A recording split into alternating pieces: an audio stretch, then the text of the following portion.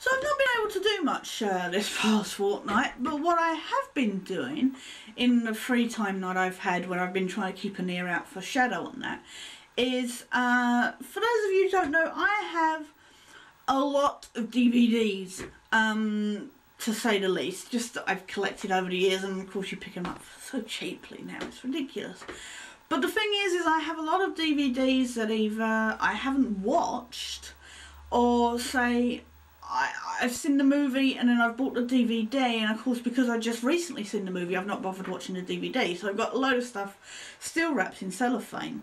So I've been going each shelf one at a time watching the DVDs. So most surprising new DVD watch is Lady in the Water by M. Night I can never pronounce this, Shyamalan or whatever. He's the guy who did The Sixth Sense, and I'd not seen this before, and to be honest I'd been a bit wary about watching it because I picked it up in a 5 for 30 deal ages ago, and but I'd seen loads and loads of negative reviews about it, and so when it came round to picking out to watch I was like, I'm not sure if I'm in the mood for this.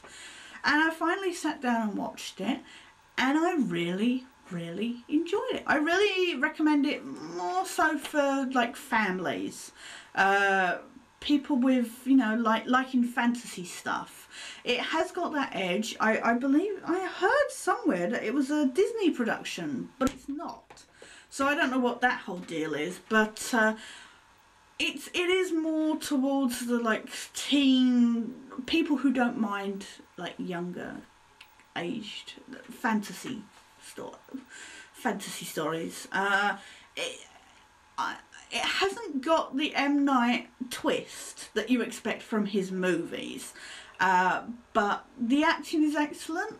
The story was interesting. It's about this. It's kind of got this mythological.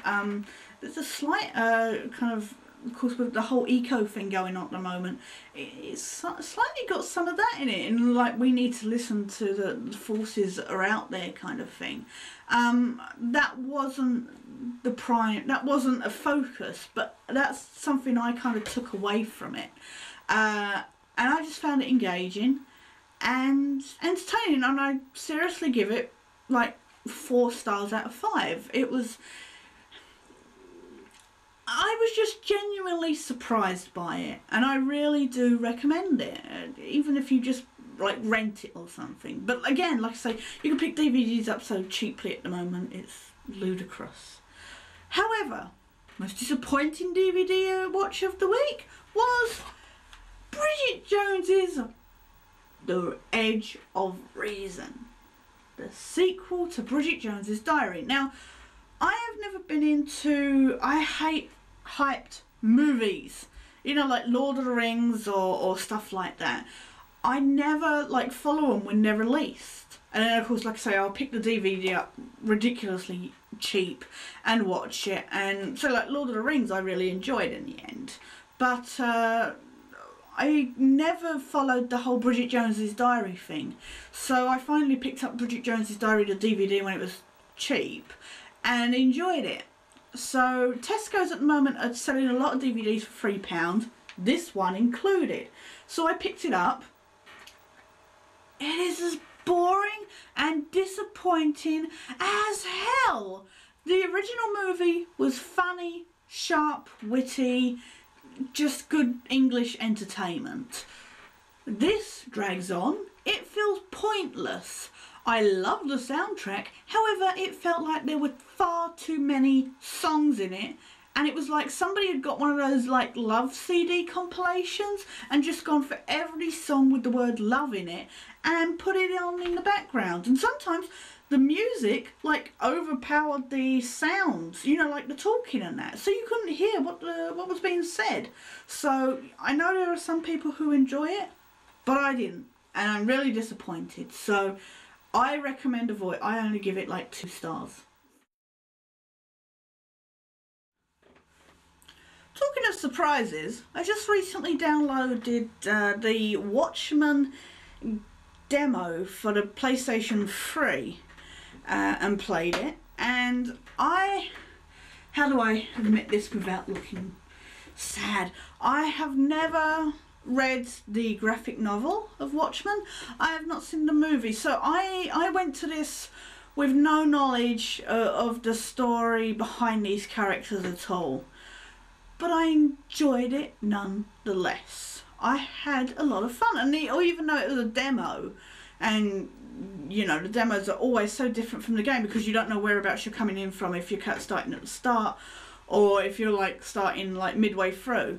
But I loved the comic book kind of in between graphics. The graphics of the actual gameplay are really good. And you can either play as, and like I say, I don't know if this is different for the actual game, but you can play as either Rorschach or Night Owl. And the graphics on Rorschach, his face is, even when you're just in the game, his face is always still constantly like changing, the black bits. I don't know, like I said, I do not know anything about these characters, so I don't know what the whole deal is, but it is still constantly like changing and moving like a lava lamp.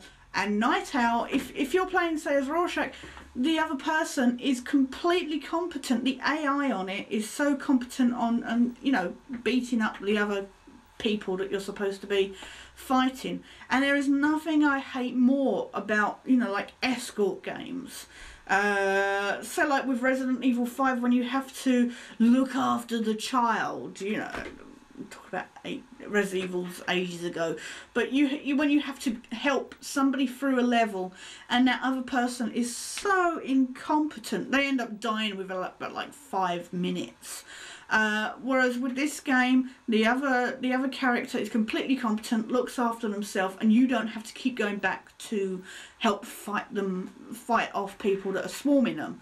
So that was nice. I enjoyed it, and I might actually, you know, when I might go see the movie. As a result, I might go see the movie. I might get the graphic novel when I've got some money in that, and maybe then I'll get the game, because I really did enjoy it, and I do recommend it certainly for anybody who doesn't necessarily know Watchmen, because I don't know what the opinion is of the people who do know it, if it's disappointing or whatever, and I'd like your responses. But as me, with no knowledge at all, I enjoyed it, so yay for Watchmen, the PS3 game.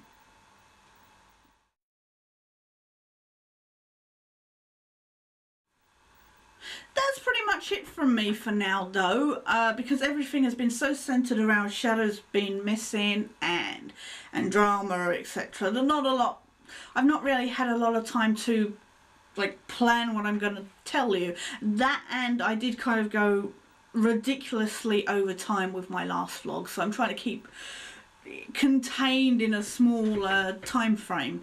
But what I will say before I go is, tonight at 10 on Sky One, Fringe continues. Woohoo! It's like the second half of the first season, and I am immensely enjoying this show. I went in not knowing what the hell it was about. I only kind of tuned in because Joshua Jackson. I tuned in for that, and it's really well acted. It's really well scripted. It's got that kind of paranormal element. It's difficult to explain what it's like, but it's got some really evil people in it. It's people working for the FBI, like investigating slightly paranormal cases, and it's kind of X-Files in its own way, but it's not. So if you're worried that it's a rip-off of the X-Files, it's not by any means whatsoever. So yes, definitely tune in. You've only missed like 11 episodes, but you can easily catch up on those. Definitely tune in if that's your kind of drama, thriller things are your kind of thing. You'll definitely tune in, so I definitely will. So I'm glad it's back, because it's been like 3 months now that it's been off the air. So Fringe tonight at 11, Fringe tonight at 10 on Sky One, and every Sunday after, I would think, until it ends. But that's pretty much it from me. Otherwise, thank you for watching if you are watching, as always. Any feedback will be gratefully accepted. Flames, however, will be used to keep the heating going. Thanks a lot and have a nice week. Take care and happy Mother's Day. Bye.